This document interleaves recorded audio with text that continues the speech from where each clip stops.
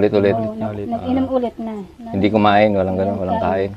Puro inom lang. So ito, maraming salamat sa vlog na ito. Ito ay nagkaroon din ng lesson, no, sa mga nagiinom ng wala pang kain, at yun, tuloy-tuloy ang inom. In-advise na ng doktor na wag nang mag-inom, nag-inom pa ulit.